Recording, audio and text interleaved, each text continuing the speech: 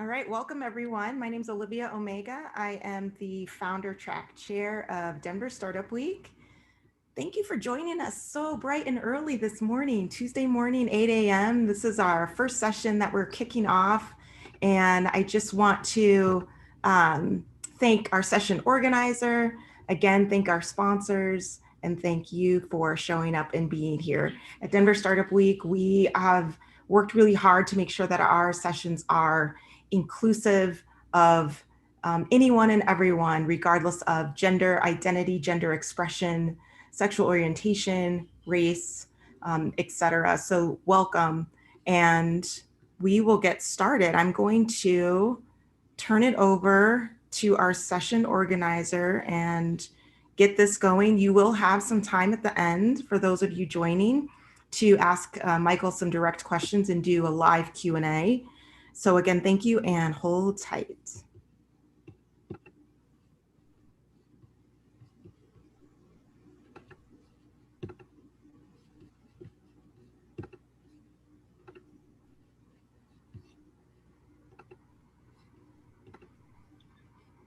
Hey everybody, welcome to Innovation is Everyone's Job and Other Lies You've Been Told. My name is Mike Lifkovitz. I'm the Director of Innovation Strategy at Skookum. And today we're going to be covering a whole mess of lies and hyperbole you've heard about innovation, things about, what are the lies, why do they exist, and what we can do about it. But before we get into all that, probably wondering who the heck am I, and even probably more so, what's a Skookum? So first and foremost, you can call me Ifky. There's usually a ton of mics in the room, so just go ahead and call me Ifky. I've spent about a decade developing and leading innovation teams in a variety of settings, whether it's healthcare, financial services, energy, or real estate. I lead innovation strategy engagement for Skookum here. That could be anything from mapping their ecosystem, assessing their readiness for innovation, leading teams that are accelerating through an innovation process. I also produce innovation content for the Skookum blog.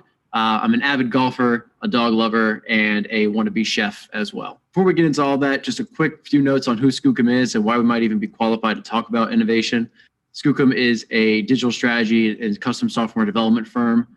We've been doing this for about 15 years. We've got a culture that's been built on problem solving and pioneering based on our early days of being a software development firm. So we've laid that foundation for engineering, have layered on digital strategy on top of that, and have innovation on top of that, which allows us to have a full view of the spectrum of services needed for innovation. We're headquartered in Charlotte, North Carolina. We also have a large presence in Denver, Colorado, which brings us to Denver Startup Week, and we've got folks all over the country. People choose Skookum for a variety of reasons, but it's because of what we bring from award-winning firms across the globe into our services here. We're masters of empathy and really get into understanding the problem that the user is experiencing. We have an agile and innovative culture with a lot of disciplines across many areas. And we're really strong at putting ideas into action, not just talking about them and analyzing them, but putting pen to paper, getting things in front of people, learning about it, and moving on from there. We have services, like I said, across the entire spectrum, from actually building things all the way through conceptualizing them and creating them. This allows us to have a full view across the entire innovation lifecycle, from front-end innovation, where we're figuring out strategy and what we're actually going to be going after in ideation, to designing and validating those solutions through concept development, prototyping things in market, and then eventually launching and learning. And our roots as a software development company allows us to have a strong perspective on how to cross the chasm from an innovation program into actually getting something scaled into the organization. So what do we actually think innovation is? This is an Ouroboros. It's an old alchemy image, but it's really a dragon eating its own tail. And it's probably my favorite phrase for innovation. It's just a constant reinvention of oneself. Now, if your innovation program is actively looking at ways to disrupt your business and replace the products and services you currently offer, you're probably not in need of this talk. So you're probably not lying to yourself about what's going on with your program. But innovation is getting comfortable eating your own tail. It's that deliberate effort of growing or finding new value. It's not just product development where you're trying to incrementally improve your product and understanding what your users' pains are with it. It's actively seeking out something that can be auxiliary to it, to augment to it, to do it in a different way with a piece of technology, or completely and utterly replace it. So now the lies, things that we've heard time and time again. Either I've heard from my own experience, that we've heard with clients, that we've heard in reading case studies, whatever it may be. First and foremost is that innovation is everyone's job. Now, mind you, all of these are a little tongue-in-cheek, but there's truth to a lot of these. You probably know these folks, the Bobs. What would you say you do here? Right now, there's about 250,000 job postings on Indeed that have innovation as a concept associated with it. There's very few roles that are actually coming in as the innovation role. Those teams exist, those dedicated positions exist, and they need to exist. This comes to light because often you're not given time away from your day job to innovate. It usually exists because there's no clear strategy or structure for why you're even innovating. Maybe there's just a random ideation challenge that's put out there, and you're talking about, hey, we're just going to be collecting your ideas, which is another lie that we're going to get to. It often is there because there's lack of tools, processes, frameworks, and maybe even dedicated teams. Instead of saying, hey, innovation's important and we're going to put a lot of weight behind it, we say innovation's important and it's everybody else's job on top of everything else you have to do. It's everybody's job to be fiscally responsible. It's not everybody's job to file 10Ks. It's everybody's job to think about product enhancements or feature enhancements. It's not everybody's job to actually get into the code base and write a string of code for that feature. The same is true for innovation. Everybody should be thinking about how the company should be doing something differently, but not everybody is probably have the time or the resources to go out and actually do those things. So what we should be saying is everyone has the opportunity to innovate. And what we mean by that is that when you have an idea or there is an ideation challenge or there's a dedicated team, you're actively being able to capture all of those ideas and do something with them and communicate how they're going to be transformed into concepts, how those concepts are going to be turned into pilots, how those pilots are going to be launched. And there's a transparency across the entire program that shows the rigor of it all. Next lie, kind of tied closely to it, is that we want your best ideas. Everybody's familiar with this. Everybody's familiar with getting into a brainstorming session, getting a wall of stickies, and eventually seeing them fall off the wall in 3 to 6 months because nobody's done anything with them. A lot of activity on that first day. Everybody enjoys coming in and getting that catered lunch, writing ideas down, thinking about it. But now they have to think about going back to the hours they just missed from the regular job. They're not sure where the next direction is. You know, ideas are cheap. It's when you really get into the execution of developing those ideas where you need either a dedicated team or the framework we were discussing to actually mature those ideas and get them ready to grow. Again, there probably isn't a coordinated effort associated with growing the ideas. There's probably not a transparent communication of what actually comes next after those ideas are submitted. It's more likely that people are just relishing and enjoying the idea of innovation activity, and that if we're holding ideation sessions, if we're running out of stickies and Sharpies, we are technically innovative. So what we should be saying is your ideas will have the chance to grow and you'll have skin in the game. What I mean by skin in the game is that depending on how your program is structured, if you want ideas to go through, give people ownership of those ideas. Do some risk-based, not revenue share, but value sharing of some way, or make it so that's an organized effort so people are getting rewarded for ideas that are making it through the cycle, not just through the ideas themselves. This could also mean simply time away from their day job so they have time to execute on the idea that they submitted for you. This is one of my favorites. We want you to innovate like insert successful company here. That successful company is typically Amazon. But there's quite a few reasons a lot of companies can't innovate like Amazon. One of them is purely how much access to cheap capital they have. They can outspend everybody else. They've also been awarded by the market that their valuations can go up when they're risking something because people see Bezos as a visionary, which he is, mind you. But that access to capital, that relentless pursuit of disrupting yourself isn't easily replicated, at least not right away. Only Amazon can innovate like Amazon. They've got access to cheap capital. They have a willingness to spend it. Their failures are seen by wins in the market. And very few companies actually have the wherewithal to target and destroy performing aspects of their business for reinvention, or to aggressively look out across portfolios with competitive advantage. That being said, what we should be saying about this is we have our defined purpose and strategy for innovation. We know what works best for us, and we follow some of the principles of Amazon. Some of those principles being that we deliberately build portfolios to sustain or maintain a competitive advantage. On the last slide, we had an image of the Amazon Blimp warehouse. That's all aligned towards getting products to you as fast as humanly possible. Even though Amazon has 2-day shipping with Prime, or next day delivery, or same day delivery with Amazon Fresh, they still compete with the I need it today, I need it now market, and they still compete with stores for that regard. But they have many things in market that they're testing to shorten that and eliminate that. One that we hear, probably maybe not as often, but we do hear quite a bit, is that people think they're innovative because they have strategic partnerships with venture capitalists. Think that if we give money to a VC, we're going to see that return eventually in some way, or that we can leverage the portfolio of companies that the VC has access to.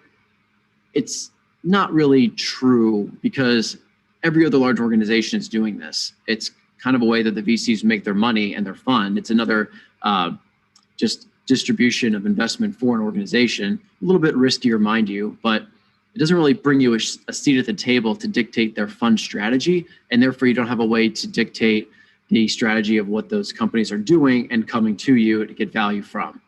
It's more indicative of having an inability to work with startups productively instead of having it as a strategic priority. So what we should be saying is we have defined ways to partner with startups.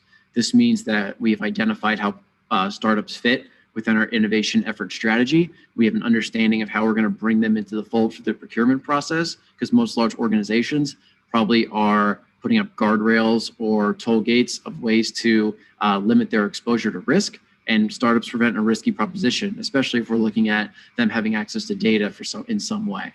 So now with all this, what do we do now? How do we take this information and actually start to leverage it? Well, I've got one more lie for you, and it's from me. It's the one that we just talked about, saying innovation isn't everyone's job, which might have been a bit of the theme that you picked up on through the first couple innovation lies. What I really want to say is that everyone has the ability to be innovative and develop novel ideas in or out of an organization. Everybody can be trained to do so. Everyone has the capability to do so. It's all a matter of, do they have the time and the resources from their organization to be allowed to do so?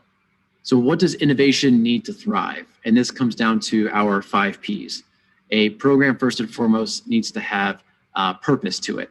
Why are you innovating? What are the things that you're trying to accomplish with an innovation program? How is that different from anywhere else in the organization, whether it's technology, whether it's product development, whether it might be marketing?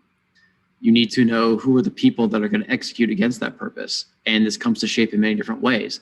It could be dedicated team members. It could be a lab. It could just be a corporate venture capital, or it could be an open innovation program where everyone across the organization has the ability to join in. But that constructs how the program comes to life. The program being how ideas are captured, what are the areas you're going to hunt in, how are we developing a concept, how do we know what good looks like for us, who is weighing in on that, how are we taking ideas to market, and then how are we actually going to have them brought back into the fold. This creates the portfolio of ideas that you're working on. How much risk are you willing to take? If you're just starting out with an innovation program, you're probably a little less risky and more towards that near-term value stage. And the last part, also very important, performance indicators. How do we know what we're doing is actually making sense? And how do we know what we're doing is actually having an impact on the organization? And again, all of those pieces come together for these 4 blocks, which is, regardless of the framework or method you want to employ, these 4 blocks are going to be your innovation lifecycle.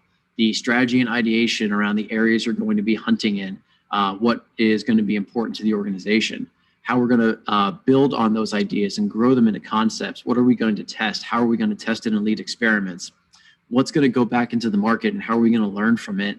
And then eventually, how's it going to get back into the organization? Because if your innovation program is just generating ideas, generating concepts, and not bringing anything back to the organization, doesn't have to be cost savings or revenue generation. It could just be what they're learning about new trends or new markets.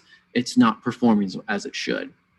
And if you have those 5 Ps identified, you have answers for across this entire process of what your organization is going to be doing.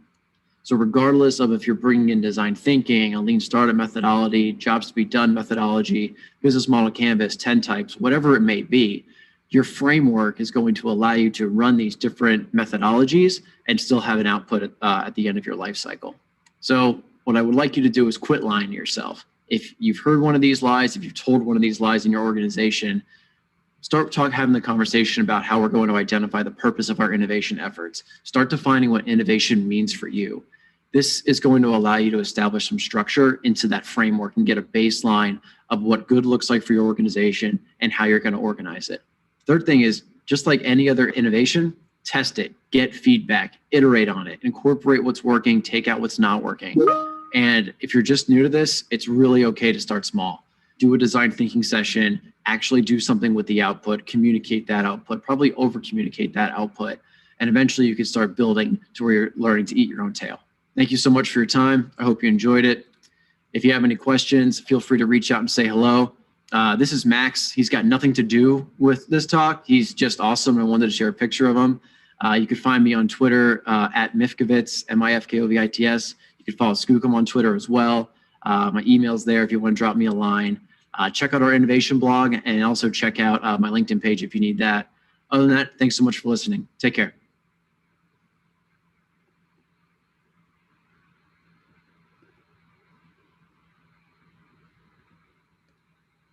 Awesome, thank you. All right, Michael, if you want to jump in the chat, and those of you watching, if you have questions, go ahead and put them either in the Q&A or the chat.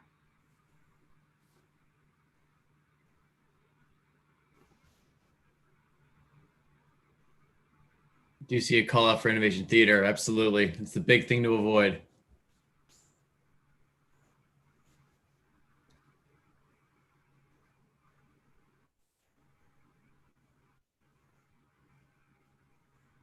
Okay.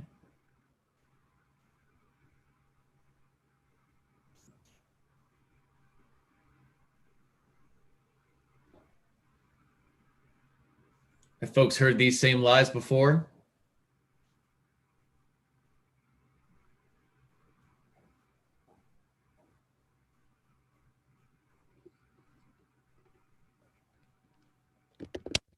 All right. I see Roger coming through. Yeah, they're pretty common, but there's definitely ways to get around them.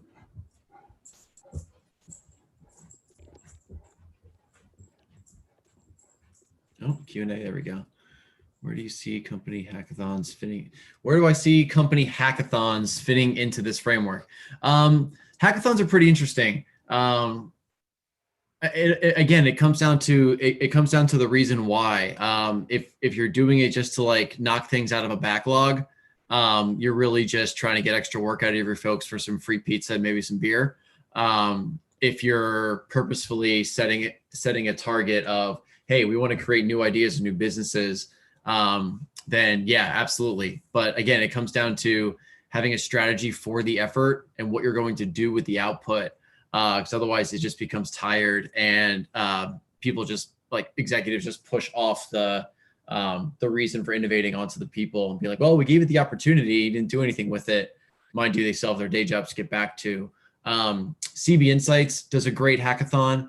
Their CEO writes about it.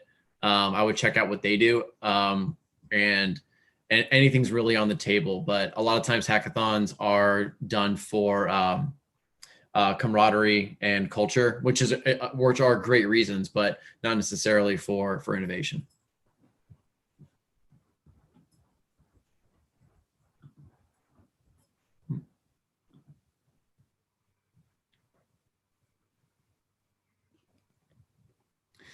What are the legal ramifications for people contributing massive revenue generating outcomes for companies? Well, if it's being done at their organization, I mean, I'm not a lawyer or an attorney, and I don't plan to be one. But if people are innovating on behalf of their organization using company resources on company time, the company owns that IP. I mean, if you're working, I would caution that if you have an idea that you're working on that is outside of the purview of the organization that employs you, absolutely do it far and away from any company machine. Don't even look at a website that might be associated with it. But that's one area where incentives can kind of be misaligned between the innovation team, the people doing the work, and the goals of the program, and that you're asking people to come up with revenue producing pieces. That's when we talked about in the video, giving them some skin in the game, and can help kind of offset some of that. But as far as legal ramification goes, they're employed by the organization, and they're doing work on behalf of the organization. The organization owns that work and IP.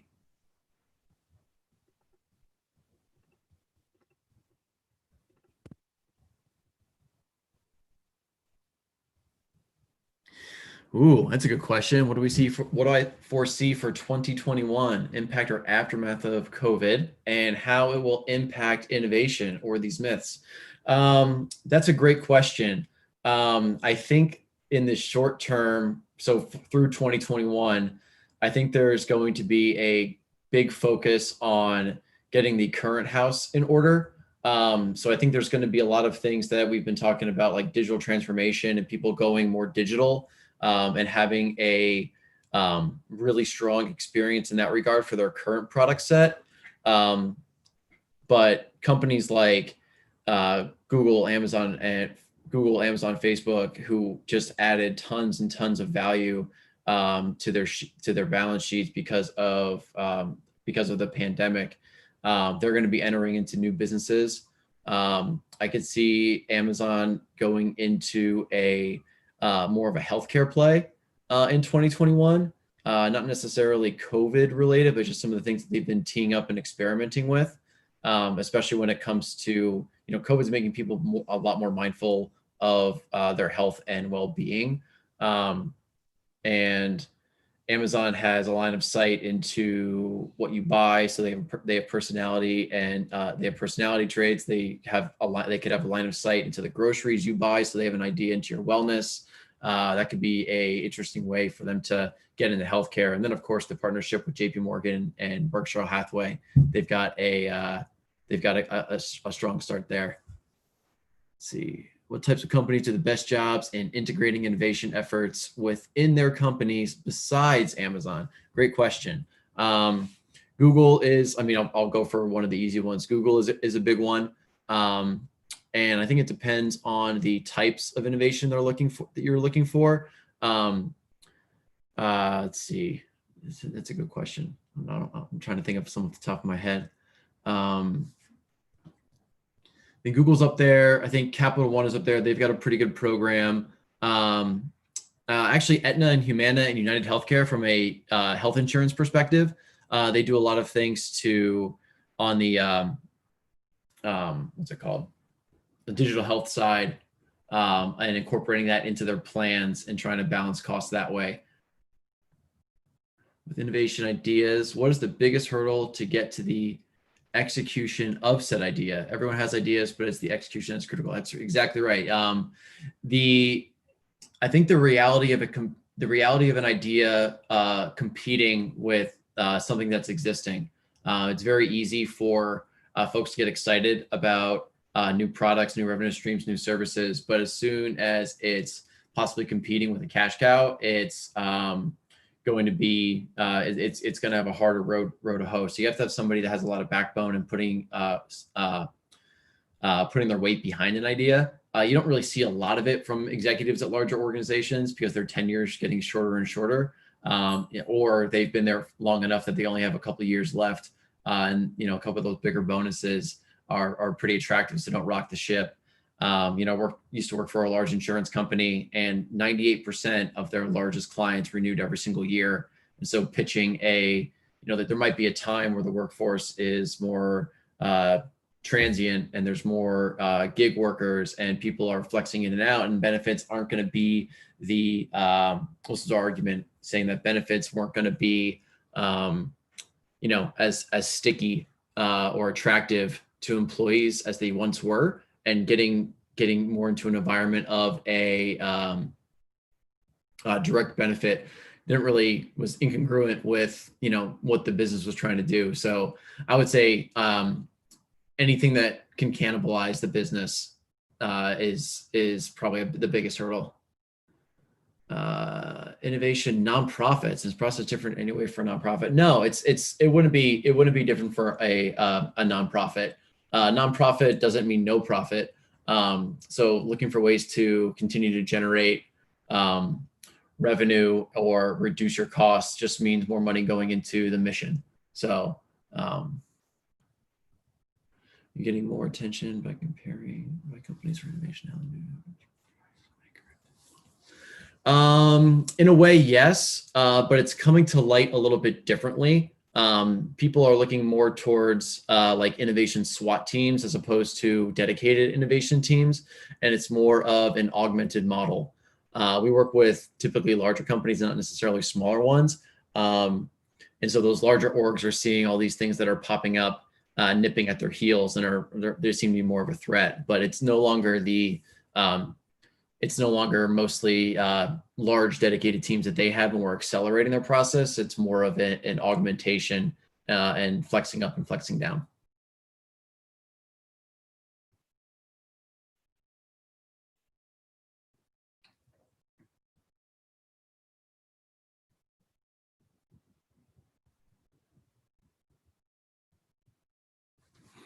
Awesome.